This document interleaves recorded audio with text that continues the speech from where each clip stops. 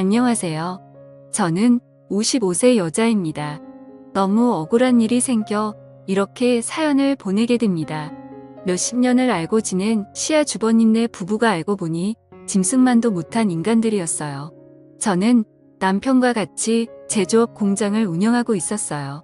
플라스틱을 만드는 공장을 하는데 업체에서 주문한 플라스틱 용기나 제품을 만들고 있죠. 이 공장을 하기까지 남편과 함께 정말 수도 없이 많은 좌절을 맛봤어요. 저나 남편이나 워낙 밑바닥부터 일을 시작을 했고 몸으로 부딪혀서 여기까지 오게 된 거였거든요. 남편은 공장 직원으로만 10여 년 넘게 일을 했고 공장장이 된 후로 저와 같이 공장을 인수받아 일을 했어요. 공장하면서도 별일이 다 있었는데 기계를 납품한다고 돈을 가져가고 안 가져와서 사기를 당한 적도 있었고 대금이 밀린 채 부도가 날 회사 때문에 저희 공장도 휘청한 적이 한두 번 있었어요. 그렇게 몇 번의 고비를 겪고 나서 인건비라도 아껴보겠다며 저도 같이 공장에 나갔고 명절을 제외한 나머지는 매일같이 공장으로 출근을 해서 살다시피 했습니다. 주변에 같이 일하시는 분들도 다르지 저희 부부한테 어쩜 그렇게 열심히 사냐고 했어요. 그 정도로 악착같이 살았습니다. 이렇게 살다 보니 또 그만큼의 보상도 뒤따르더라고요. 지하 월세방에서 살던 내 식구가 큰 평수는 아니지만 32평대 아파트에서 살게 되었고 두 딸들 대학까지 다 보낼 수 있었어요. 그래도 아직까지 애들 생각하면 마음이 아픈 게 저희 부부는 돈 번다고 매일같이 공장에 나가 있었으니 제대로 같이 시간을 보낸 적도 없었어요. 딸 둘이서 알아서 다 밥 차려 먹고 설거지 해놓고 그랬죠.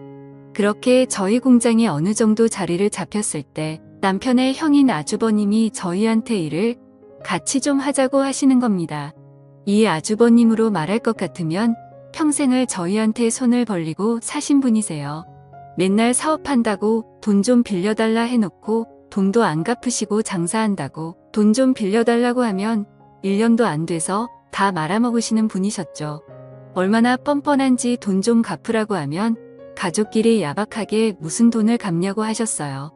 워낙 저희 남편 성격이 착해 빠지고 정이 많아서 시댁 식구들이 죽겠다고 죽는 소리 하면 다 도와주곤 했어요. 남편의 이런 성격이 남들한테는 100이어도 저한테는 0점이었네요. 그리고 아주버님이 이렇게 덕이고 만장했던 게 시어머니가 한몫하셨는데 저희 어머니는 본인 큰 아들이면 아주 사족을 못 쓰세요. 같은 아들이어도 장남이 최고라며 장남이 하는 말이면 무조건 다 맞다고 하셨죠.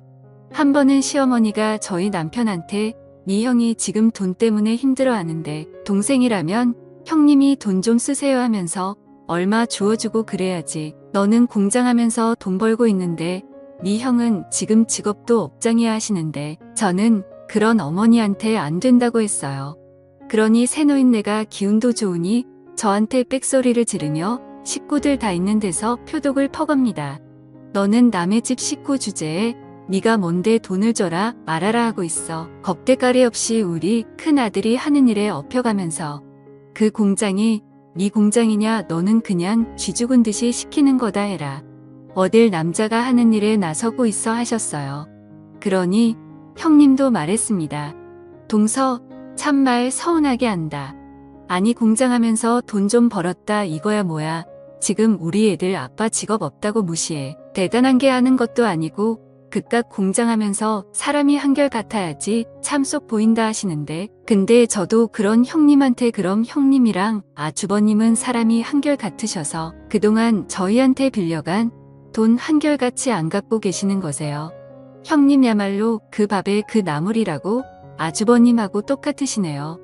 했어요. 매번 참고만 있었는데 할 말 다 했죠. 그러니 제 말이 끝나자마자 시어머니 신고 있던 슬리퍼를 저한테 던지면서 나가라고 소리를 치셨어요. 그렇게 못 베어먹은 애가 집에 들어오니 눈에 뵈는 게 없지 하셨죠. 그러면서 너는 이런 대우받아도 싸다 하셨네요. 시댁 식구들 다 이런 식이었어요. 결국 남편은 본인 형을 직원으로 채용을 했어요. 근데 아주버님 3개월 정도 일하고 나오지도 않았죠. 제가 오죽하면 남편한테 당신은 어디서 주워온 자식 아니냐고 했어요. 그나마 남편이 제일 멀쩡했거든요. 그러다 제 나이 50되던 해 남편과 슬슬 노년을 계획해야 할 때 커다란 시련이 닥쳐왔습니다. 저희 남편이 하늘나라에 가게 되었어요. 급성 심근경색으로 사망을 하였는데 공장에서 혼자 있다가 그렇게 된 거였어요. 하필이면 그날 저희 둘째 딸이 대학 근처에 자취방을 알아봐야 돼서 제가 수원으로 올라가야 했거든요. 제가 공장에 없을 때 이런 일이 생긴 겁니다. 옆 공장 사장님이 저희 남편한테 같이 점심 먹자고 하러 갔다가 사무실에서 남편을 발견했고 저한테 연락이 왔어요. 저는 그 얘기를 듣자마자 바로 내려갔고 남편이 있는 병원으로 갔는데 이미 시간이 많이 지난 상태였다고 하더라고요. 그날 제가 딸한테 안 갔더라면 남편을 살렸을 텐데라는 후회가 정말 물 밀듯이 밀려오고 죄책감까지 들었어요. 그리고 남편 장례식장에서 또 한 번 시댁 식구들과 한바탕 난리가 났어요. 쓰레기 같은 단토도는 무부와 시어머니가 저희 남편 장례식장에서까지 돈 얘기를 했더라고요. 장례식장 식사하는 데서 셋이서 쑥덕거리는 걸 제 친구가 듣고 저한테 얘기를 해줬는데 정말 장례고 뭐고 죄다 뒤집어 엎어놓고 싶었습니다. 여태까지 아주버님이 저희 부부한테 빌려간 돈이 총 7천만 정도 되었거든요. 근데 그 7천만 원 얘기를 하며 엄마 내가 둘째한테 빌린 7천만 원은 이제 안 갚아도 되는 거겠지라고 했대요. 그러니 시어머니가 아주버님을 팔로 슬쩍 치시냐 당연하지. 그 돈은 안 갚아도 되는 거야. 평생 그 돈 갚으라는 소리 들었는데 이제 둘째까지 죽은 마당에 그걸 뭐하러 갚냐라고 하셨다네요. 그러니 형님도 어머 그럼 우리 그 돈 안 갚아도 되는 거야. 우리 완전 개탄내 하면서 7천만 원 안 갚아도 되는 대신 상주 역할 톡톡 해야겠네 라고 하셨대요. 그러니 아주버님이 그 7천만 원 대신 둘째 가는 마지막 날까지 옆에 잘 있어주면 되는 거야 라고 했대요. 진짜 이 인간들 사람인가요? 이 판소리 짓거렸으면서 시어머니는 장례식장 오자마자 주저앉으면서 대성통곡을 했고 저한테는 너 때문에 우리 아들이 죽었다며 우리 아들 당장 살려내라고 했었죠. 지금 생각하니 진짜 가증스럽기 짝이 없었네요. 그리고 화장터에서 난리치는 시어머니한테 어머님 이제 와서 우리 아들이라고요. 언제 저희 남편 아들 취급이라도 해주셨어요? 어머님한테 저희 남편은 돈 갖다 바치는 기계 아니었냐고요. 하니 아주버님이 재수식어 참말 이 심한 거 아니요라고 하는데 그런 아주버님한테도 아주버님도 그렇게 말씀하시면 안 되죠. 저희한테 가져간 돈만 자그마치 7천만 원이에요. 근데 애들 아빠 장례식장에서 8천만 원 안 갚아도 된다는 그딴 소리를 하고 있으세요. 하니 형님이 꼭 오시며 아니 솔직히 맞는 말 아니야. 서방님도 돌아가셨는데 우리가 갚을 필요는 이제 없긴 하지라고 하는데 그런 인간들한테 니들은 이제 남이라며 여기 있을 자격도 안 된다고 가라고 했어요. 나중에 후환이 두렵지도 않냐고 했네요. 그러니 아주버님이 본인 식구들이랑 시어머니 데리고 가다고요. 남편이 하늘나라 가서까지 이런 대우를 받는 게 너무 안쓰러웠어요.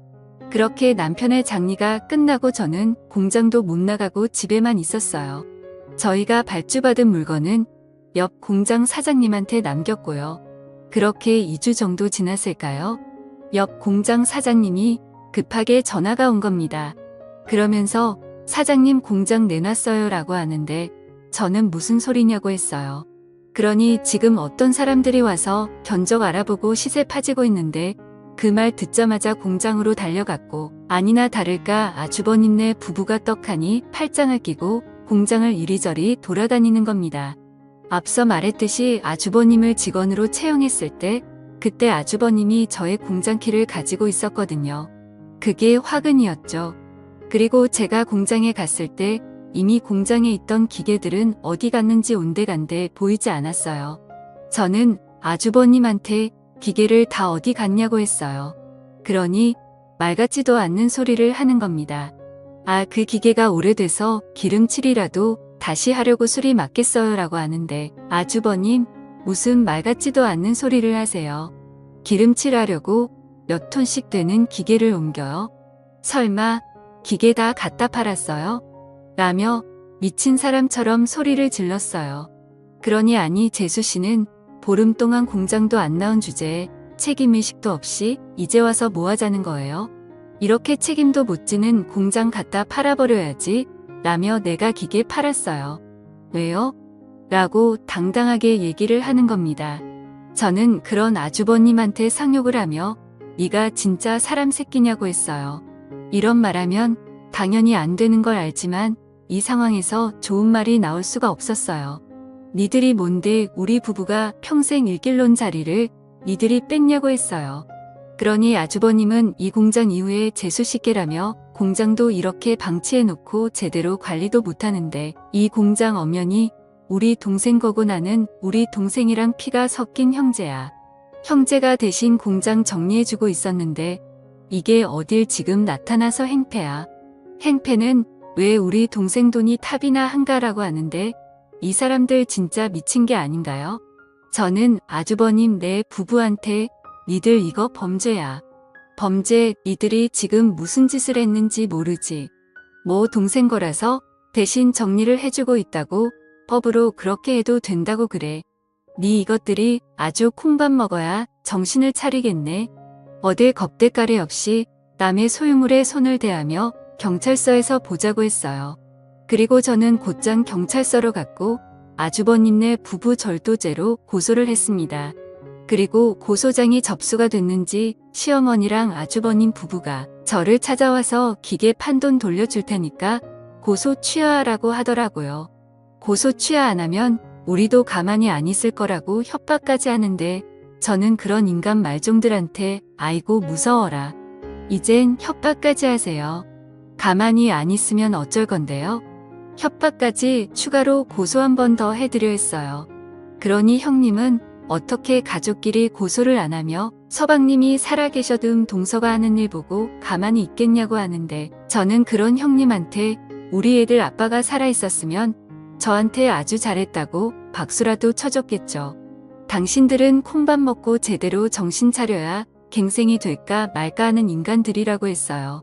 아주버님 내 부부는 경찰서 출석해서 조사를 받았는데 아는 업자한테 거짓말까지 해가며 기계를 팔았더라고요. 제가 대신 팔아달라고 했다네요. 그렇게 기계 판 돈이 자그마치 1억이 넘었고 경찰서에서 대질 조사 받을 때 그 돈 다시 돌려주면 되지 않냐고 하는데 수사관도 어이없어 하시며 그게 다시 돌려준다고 되는 일이냐고 하시더라고요. 이 정도로 무식한 사람들이에요. 설마 제가 고소까지 할 줄은 몰랐다고 하네요. 저는 고소 취하할 생각 없고 끝까지 간다고 했어요. 하늘에 있는 저의 남편 생각해서라도 이렇게 하는 게 맞는 것 같아요. 시어머니는 시도 때도 없이 저를 찾아와선 동네방네 소리를 지르며 집안에 여자 하나 잘못 들어와서 우리 집을 풍비박산 낸다고 여기 악마가 살고 있다고 하시는데 그럴 때마다 전 시어머니 대꾸도 안 하고 경찰 불렀습니다. 그리고 시어머니한테도 지금 잘못했다고 한 번만 용서해달라고 하기도 모자랄 판국에 어머님이 이럴수록 어머님 큰아들은 더 공경에 빠지는 거예요. 그것만 알고 라고 했습니다. 여자가 하늘 품으면 온유월에도 서리가 내린다는 말이 꼭 제 얘기 같았어요. 아주버님 내 부부는 변호사까지 선임해서 1심 재판받았는데 촉법으로 징역 6월 선고받았어요. 아주버님 내 변호사는 계속 저한테 합의 요구하지만 저는 항소까지 할 예정입니다. 작년에 남편 보내고 아주버님 내 부부 고소까지 정말 많이 일들이 있었는데요. 죄를 저질렀으며 그에 맞는 마땅한 벌을 받아야 된다고 생각을 하고 끝까지 가려고 합니다. 제가 너무 하셨다고 하는 분들도 계시겠지만 저처럼 억울한 일을 당하게 되면 이렇게 독하게 되더라고요. 이렇게 글을 쓰게 된 이유도 저처럼 억울한 일들 당하지 않으셨으면 하는 마음으로 사연을 남깁니다. 제 푸념 같은 긴 사연 들어주고 읽어주셔서 감사하고요. 다들 건강 유의하시길 바랍니다. 감사합니다.